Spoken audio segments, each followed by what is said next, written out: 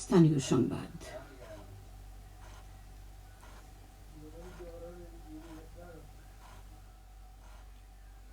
আসসালামু আলাইকুম। বাংলাদেশ বেতার সিলেট সংবাদ পড়ছি মাহবুবুর রহমান হাদি। ত্রয়োদশ জাতীয় সংসদ নির্বাচন উপলক্ষে রাজনৈতিক দল ও অংশীজনদের সঙ্গে নির্বাচন কমিশনের সংলাপ আগামীকাল শুরু হবে। রাজনৈতিক দলগুলোর সঙ্গে গণপ্রতিনিধিত্ব আদেশ, রাজনৈতিক দল ও প্রার্থীর আচরণবিধিতে আনা পরিবর্তন এবং একটি সুষ্ঠু নির্বাচন আয়োজনের জন্য তাদের সহযোগিতা বিষয়ে আলোচনা করাই এই সংলাপের মূল উদ্দেশ্য। নির্বাচন কমিশন ইতিমধ্যে গণমাধ্যম ব্যক্তিত্ব, নির্বাচন বিশেষজ্ঞ, নারী নেত্রী, শিক্ষাবিদ ও সুশীল সমাজের প্রতিনিধিদের সঙ্গে ধারাবাহিক মতবিনিময় করেছে। এসব মতবিনিময় থেকে পাওয়া পরামর্শ ও প্রস্তাব আচরণবিধি চূড়ান্ত করার প্রক্রিয়ায় গুরুত্বপূর্ণ ভূমিকা রেখেছে বলে কমিশন সূত্রে জানা গেছে। দেশের অর্থনীতিতে রেমিটেন্স প্রেরণের মাধ্যমে গুরুত্বপূর্ণ অবদান রাখা প্রবাসীদের সম্মাননা জানাবে সিলেট জেলা প্রশাসন। এ উপলক্ষে যোগ্য প্রবাসীদের কাছ থেকে আবেদন আহ্বান করে বিজ্ঞপ্তি প্রকাশ করা হয়েছে। সফল প্রবাসী শ্রমিক, সফল প্রবাসী ব্যবসায়ী, প্রবাসী কমিউনিটি নেতা, নারী উদ্যোক্তা, সমাজসেবায় অবদানকারী প্রবাসী এবং দেশে পুণ্য সংযোজনে ভূমিকা রাখা প্রবাসীরা আগামী 5ই ডিসেম্বরের মধ্যে সম্মাননার জন্য আবেদন করতে পারবেন। জেলা প্রশাসকের ওয়েবসাইট থেকে আবেদনপত্র সংগ্রহ করা যাবে। আগামী 18ই ডিসেম্বর আন্তর্জাতিক অভিবাসী দিবস ও জাতীয় প্রবাসী দিবস উদযাপন উপলক্ষে সিলেটে প্রবাসীদের হাতে এই সম্মাননা তুলে দেওয়া হবে। আজ বিশ্ব নিউমোনিয়া দিবস। বিশ্বজুড়ে নিউমোনিয়া রোগের ভয়াবহতা সম্পর্কে সচেতনতা বৃদ্ধি, প্রতিরোধ এবং চিকিৎসার জন্য পদক্ষেপ নিতে উৎসাহিত করতে প্রতি বছর 12ই নভেম্বর দিবসটি পালন করা হয়।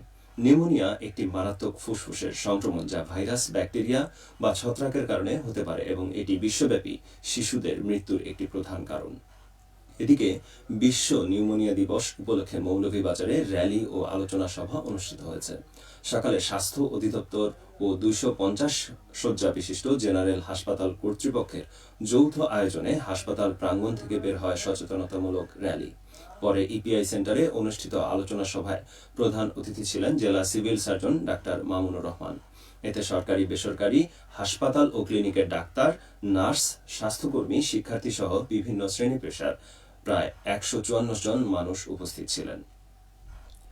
মৌলভীবাজারের বড়লেখা উপজেলায় সুদ মুক্ত ক্ষুদ্র ঋণ কার্যক্রম জোরদারকরণ বিষয়ে দিনব্যাপী দক্ষতা উন্নয়ন প্রশিক্ষণ কর্মশালা আজ অনুষ্ঠিত হয়েছে। সকালে উপজেলা পরিষদে উপজেলা প্রশাসন, সমাজসেবা অধিদপ্তর ও সমবায় সমিতি যৌথভাবে এর আয়োজন করে। এতে সুদ মুক্ত ক্ষুদ্র ঋণ কার্যক্রম কর্মসূচি সংশ্লিষ্ট কর্মকর্তা, গ্রাম কমিটি ও কর্মদলের সদস্য সহ 80 জন প্রতিনিধি অংশ নেন। হবিগঞ্জের চুনারঘাট উপজেলার সুরমা চা বাগান এলাকা থেকে কয়েকটি ময়না পাখি আজ উদ্ধার করা হয়েছে।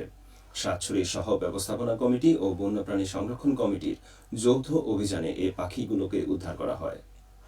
উদ্ধারকৃত ময়না পাখিগুলোর বয়স আনুমানিক 6 মাস। সাতছড়ি বন্যপ্রাণী সংরক্ষণ কমিটি সূত্রে জানা যায়, পাখিগুলোকে আপাতত কয়েকদিন রেস্কিউ সেন্টারে রাখা হবে, পরে উপযুক্ত সময় ও পরিবেশে অবমুক্ত করা হবে। হবিগঞ্জের চুনারঘাটের গহীন অরণ্যে অবস্থিত সাতছড়ি জাতীয় উদ্যান আবারও বন্যপ্রাণীতে মুখর হয়ে উঠেছে। বনের ভেতর দেখা মিলছে বিরল প্রজাতির কয়েকটি বন্যপ্রাণীর, তার মধ্যে মায়া হরিণ বেশি চোখে পড়ছে। 2004 সালে হবিগঞ্জের চুনারঘাট উপজেলার গহীন অরণ্যে প্রায় 243 হেক্টর এলাকা জুড়ে অবস্থিত সাতছড়ি বনকে জাতীয় উদ্যান হিসেবে ঘোষণা করে সরকার। তখন থেকেই বন বিভাগে এখানে জীববৈচিত্র্য সংরক্ষণের নানা উদ্যোগ নেয়। বনভূমিতে অবৈধভাবে গাছ কাটা, পশু শিকার এবং দখল রোধে নিয়মিত অভিযান চালানো হচ্ছে। একই সঙ্গে লোকালয়ে ধরা পড়া বিভিন্ন বন্যপ্রাণী উদ্ধার করে এই উদ্যানে অবমুক্ত করা হচ্ছে। এবারে শুনুন কৃষি সংবাদ। সুনামগঞ্জের শান্তিগঞ্জ উপজেলায় প্রান্তিক কৃষকদের মধ্যে বিনামূল্যে সার, বীজ বিতরণ করা হয়েছে। গতকাল উপজেলা পরিষদে আয়োজিত অনুষ্ঠানে কৃষকদের প্রত্যেককে 20 কেজি সার ও 5 কেজি ধানের বীজ প্রদান করা হয়। কৃষি সম্প্রসারণ অধিদপ্তর এর আয়োজন করে। সবশেষে আবহাওয়া। রাত 1টা পর্যন্ত পূর্বাভাসে বলা হয়েছে, সিলেট সহ পার্শ্ববর্তী এলাকায় আজ কোনো সতর্কবাণী নেই এবং কোনো সংকেতও দেখাতে হবে না। আজ সিলেটে সূর্যোদয় হয়েছে 6টা 7 মিনিটে এবং সূর্য অস্ত যাবে 5টা 5 মিনিটে। সংবাদ শেষ হলো। আমাদের পরবর্তী স্থানীয় সংবাদ প্রচারিত হবে সন্ধ্যে 7টায়।